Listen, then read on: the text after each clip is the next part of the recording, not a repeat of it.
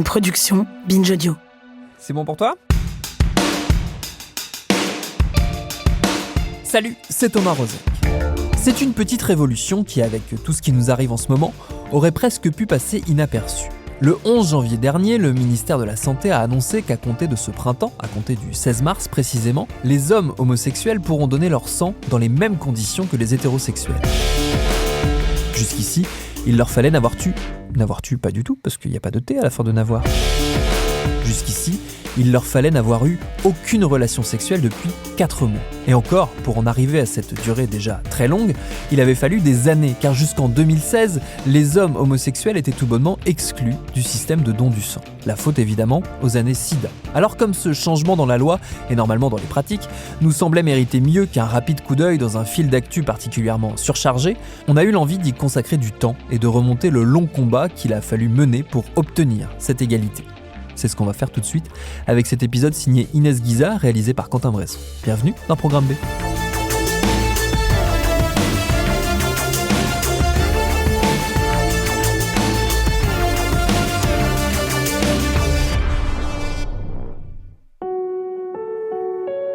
Depuis les années 80 et le début de l'épidémie de sida, les hommes qui ont des relations sexuelles avec des hommes, que les scientifiques appellent HSH, étaient exclus du don du sang. La crainte, contaminés par le VIH les receveurs. Pour les médecins, le sexe anal sans protection augmente les risques de transmettre le VIH. 30 ans après, en 2016, les HSH peuvent donner leur sang s'ils n'ont aucune relation sexuelle avec un homme pendant 1 an. En 2020, la période d'abstinence est réduite de 4 mois. Mais pour de nombreuses associations LGBT, ces conditions restent discriminatoires. Le questionnaire pré-don se base sur l'orientation sexuelle des donneurs et non pas sur des pratiques sexuelles à risque, comme le multipartenariat ou l'absence de protection pendant l'acte, ce qui est pourtant le cas pour les donneurs hétérosexuels. Olivier Véran avait promis d'assouplir les conditions au don du sang pour les HSH parce que les tests virologiques sont plus performants aujourd'hui. 1 don sur 5 millions de dons risquerait d'être positif au VIH, selon Santé publique France. Le risque est faible. C'est aussi la loi de bioéthique, promulguée l'été dernier, qui ouvre la voie à une telle décision. Étienne Desoulières est avocat au barreau de Paris. Il a défendu des associations LGBT pour un accès équitable au don du sang et je lui ai demandé qu'est-ce que cette nouvelle loi va changer pour les donneurs de sang HSH. Concrètement, aujourd'hui, disons qu'un homme homosexuel qui est pacsé, qui a des relations sexuelles avec son copain uniquement, va pouvoir lui donner son sang, alors qu'auparavant c'était impossible. Auparavant, il y avait une discrimination entre les hommes homosexuels qui devaient avoir 1 an d'abstinence totalement, donc aucun partenaire sexuel pendant 1 an, pour pouvoir donner leur sang. Ce qui, dans les faits, excluait environ 90% des personnes homosexuelles en âge de donner leur sang. Donc cette discrimination par rapport aux personnes hétérosexuelles qui, elles, pouvaient donner leur sang si elles n'avaient eu qu'un seul partenaire au cours des 4 derniers mois. Je voulais revenir un petit peu avec vous sur la symbolique du don du sang. En quoi est-ce important pour vos clients de donner leur sang ? Alors, il y a d'abord, je crois, l'expérience qu'on fait, je l'ai faite d'ailleurs, beaucoup de gays, quand ils ont été la première fois donner leur sang, c'est que n'étant pas au courant de la loi, on se présente, on a une infirmière, une médecin, on nous donne un questionnaire, et puis in fine, on est reçu par une personne qui nous disait, à l'époque, non, vous êtes gay, vous ne pouvez pas donner votre sang.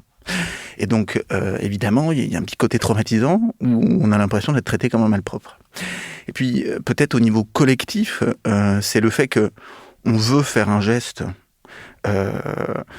altruiste et qu'en fait, on nous dit non, vous êtes gay, on veut pas de votre sang. C'est un peu comme dire, on vous accepte pas trop dans la communauté nationale, et vous êtes gay, on sait pas si votre sang est propre, on préfère par précaution ne pas prendre votre sang. Voilà. Et donc c'est un peu se sentir rejeté d'une communauté nationale au moment même où on veut en faire partie avec un geste altruiste. D'où vient justement ce rejet ? Est-ce qu'on peut faire un lien par exemple avec l'affaire du sang contaminé ? Dans les années 80, lorsque on ne maîtrisait pas les tenants et les aboutissants de la question du VIH, il y a eu un certain nombre de réglementations qui ont été prises dans l'urgence, un peu comme on a vu avec le Covid, qui n'étaient pas forcément raisonnées, qui peut-être allaient plus loin que ce qui était nécessaire pour se prémunir des risques contre le VIH. Et malgré les avancées de la science, un certain nombre de ces réglementations sont restées en vigueur. Donc par exemple, un procès qu'on a eu parallèlement au don du sang, c'était le procès des soins funéraires, parce que encore très récemment, les personnes qui avaient le VIH, lorsqu'elles mouraient, n'avaient pas le droit à des soins funéraires. Eh bien, bien heureusement, nous avons eu gain de cause dans cette affaire, et désormais, les personnes atteintes du VIH ont droit à des soins funéraires. Voilà. Et donc c'est pour donner un exemple du fait que certains points de la réglementation en fait n'ont pas vraiment été réfléchis, ne sont pas à l'état de la science, et que donc grâce à l'avancée de la science et au fait que des militants des droits des personnes homosexuelles comme AIDS qui le fait depuis longtemps, et puis peut-être maintenant d'autres associations LGBT, grâce à une action conjuguée, permettent de mettre à mal ces discriminations contre les personnes atteintes par le VIH. On fait un petit saut dans le temps. En 2015, la Cour de justice de l'Union européenne condamne la France. Est-ce qu'on peut revenir un petit peu sur le contexte et pourquoi cette condamnation ? Alors, ce qu'il faut comprendre, c'est que le don du sang est régi par des règles au niveau de l'Union européenne. Et donc, une personne qui avait été discriminée dans le cadre du don du sang a saisi les tribunaux français et a dit aux tribunaux français, écoutez, il faut que le droit français sur ce point-là soit conforme au droit européen. Donc vous, tribunal français, vous ne pouvez pas juger de ça, il faut renvoyer devant la Cour de justice de l'Union européenne qui va prendre sa décision. Le tribunal français a accepté, il a renvoyé l'affaire dans la Cour de justice, et la Cour de justice a raisonné en deux temps. Premier temps, et c'est ça qui était extrêmement important, la Cour de justice a dit une discrimination à raison du comportement sexuel, parce que la réglementation française disait bien que c'est parce qu'on a des relations sexuelles avec un autre homme alors qu'on est un homme, qu'on n'avait pas accès au don du sang. Et il suffisait à l'époque d'avoir eu, en tant qu'homme, une fois une relation sexuelle avec un autre homme pour être exclu totalement à vie du don du sang. Et donc la Cour de justice a dit cette discrimination qui vise le comportement sexuel est une discrimination à raison de l'orientation sexuelle. Pourquoi c'est fondamental ? Parce que au niveau du droit de l'Union européenne, dans la charte des droits de l'homme de l'Union européenne, dans le droit des traités de l'Union, dans le droit d'application de l'Union, n'est protégée que la discrimination à raison de l'orientation sexuelle, pas la discrimination à raison du comportement sexuel. Et donc il y avait tout cet enjeu de dire, mais non, si on discrimine des gens à raison de leur comportement sexuel, c'est en fait une discrimination qui touche les homosexuels, dans les faits. Et donc la Cour de justice a retenu ça. Et donc a dit, oui, effectivement, il y a une discrimination à raison de l'orientation sexuelle. Deuxième étape du raisonnement de la Cour de justice, elle nous dit, oui, mais étant donné que les homosexuels sont effectivement plus touchés par le VIH que les autres personnes dans la population française, cette discrimination est justifiée dans les faits. Cependant, là, et c'est le troisième temps du raisonnement, la réglementation française de l'époque ne prenait pas en compte les risques suffisamment en excluant totalement pour la vie entière un homosexuel du don du sang. Et donc finalement, la Cour de justice considère que il y aurait pu y avoir justification de cette discrimination, mais comme la mesure française était tellement drastique qu'elle ne prenait pas en compte dans les faits les risques avérés, elle dépassait cette possibilité de discriminer lorsque il existe un risque avéré. Voilà. Et donc la France perd,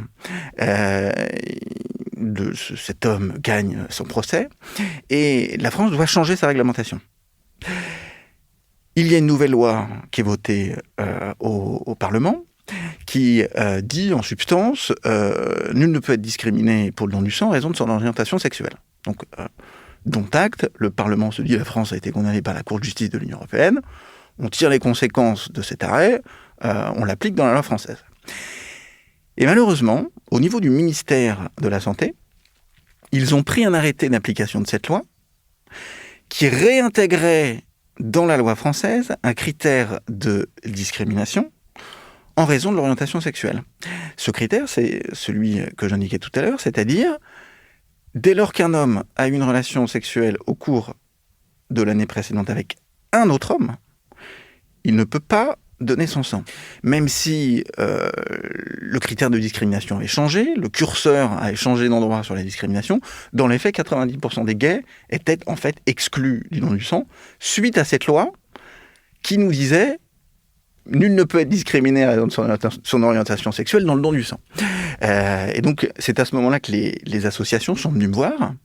Et je leur ai dit, effectivement, si dans les faits, il y a une discrimination avérée, il est possible d'agir devant le Conseil d'État pour faire annuler cet arrêté qui instaure cette discrimination et qui n'est pas conforme à la loi qui vient d'être prise, qui n'est pas conforme à la Charte des droits de l'homme de l'Union européenne, qui n'est pas conforme à la Convention européenne des droits de l'homme.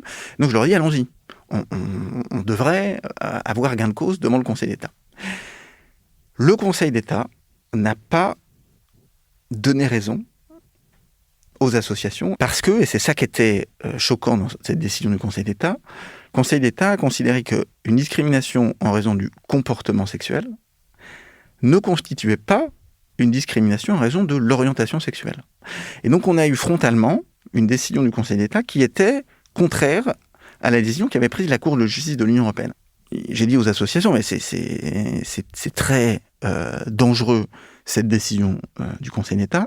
Il faut la contester. On peut porter plainte en tant qu'association, en tant que citoyen, devant la Commission européenne lorsque l'on constate qu'un État via un de ses tribunaux, a pris une décision contraire à une décision de la Cour de justice de l'Union européenne. Et donc pour nous, c'était précisément cela. Et c'est la Commission européenne qui, dans ce cadre procédural, est seule à décider si oui ou non la question doit être portée devant la Cour de justice de l'Union européenne, qui, dans ce cadre-là, aurait pu prendre une décision pour condamner la France, pour que le Conseil d'État modifie sa jurisprudence. La Commission européenne n'a pas donné suite à notre plainte. Et donc, il n'y aura pas de nouveau procès devant la Cour de justice de l'Union européenne.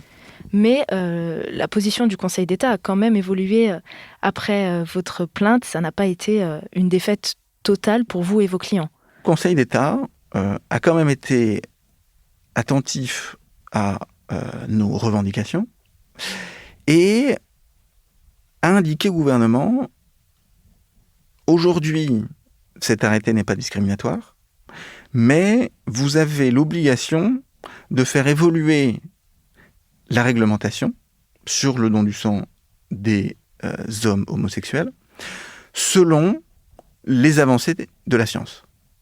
Et donc, le gouvernement a en quelque sorte eu l'obligation de poursuivre les négociations qui étaient en cours, notamment avec AIDS, au sein du ministère de la Santé, pour faire avancer petit à petit la réglementation, afin de mettre fin à cette discrimination contre les hommes homosexuels.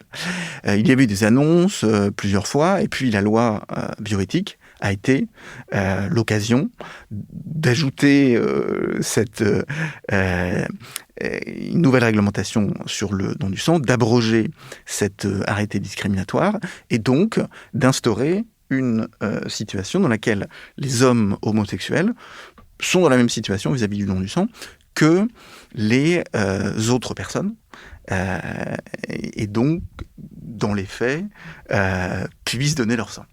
Pourquoi ça a été aussi long pour arriver à cette loi de bioéthique-là, à faire la différence entre orientation sexuelle et comportement à risque? Pourquoi ça a mis autant de temps, alors que dans certains pays comme en Italie, en Espagne par exemple, ça a été beaucoup plus rapide? En France, même parmi les militants LGBT et les militants de la lutte contre le VIH, il y avait des personnes pour qui le don du sang des gays n'était pas une priorité.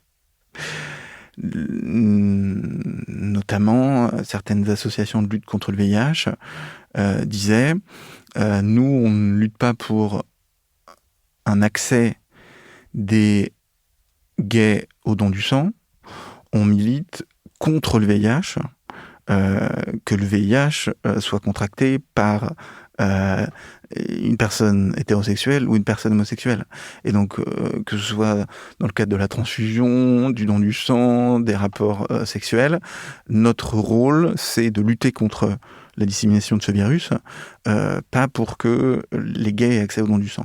Et donc, il y a eu peut-être ce débat au niveau politique de priorisation entre une discrimination en raison de l'orientation sexuelle et la lutte contre la diffusion du VIH, qui a fait qu'en France, la question a pris une tournure particulière. Ce que je comprends tout à fait, mais est arrivé à un moment où, grâce aux avancées de la science, il a été à peu près évident que l'ouverture du don aux personnes homosexuelles n'aurait pas de conséquences sur la diffusion du virus. Et donc un moment où la cause de lutte contre les discriminations et la cause de la lutte contre la propagation du virus ont pu se rejoindre.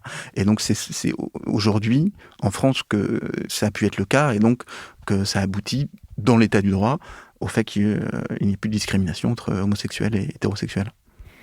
Donc j'imagine que la loi de bioéthique et cet arrêté qui permet aux hommes homosexuels de donner leur sang dans les mêmes conditions que les personnes hétérosexuelles sont les deux réponses que vous attendiez depuis des années, ou est-ce qu'il y a toujours des interrogations de la part de vos clients ?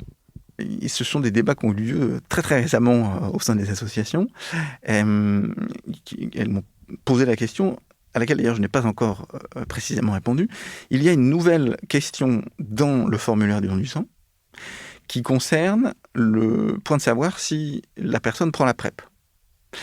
Or, aujourd'hui, la PrEP, qui est un traitement pré-exposition à un risque au VIH et qui permet de ne pas attraper le VIH, lorsque une personne prend la PrEP, elle ne peut pas donner son sang. Or, aujourd'hui, en tout cas à Paris, de très nombreux gays prennent la PrEP, ce qui fait que les gays ont eu l'impression qu'on évacuait la question de la discrimination à raison du comportement sexuel et de l'orientation sexuelle, mais qu'on réintroduisait une discrimination en raison d'un traitement médical qui, dans les faits, est principalement pris par des gays. Et donc, à nouveau, s'est posée la question de la discrimination, qui est plus complexe. Parce que si on peut faire une assimilation assez facilement entre comportement sexuel et orientation sexuelle, au niveau conceptuel, c'est difficile de distinguer les deux, puisque c'est évidemment parce qu'on est homosexuel qu'on aura des relations homosexuelles. C'est plus difficile de faire une association entre la prise d'un traitement médical et une orientation sexuelle. Et donc, là, effectivement, je pense que un procès devant le Conseil d'État pour faire annuler ce nouvel arrêté n'aurait pas de sens sur ce fondement-là. Une autre raison, c'est que lorsqu'on prend la PrEP, c'est parce qu'on a été considéré comme un médecin, comme faisant partie d'une population à risque.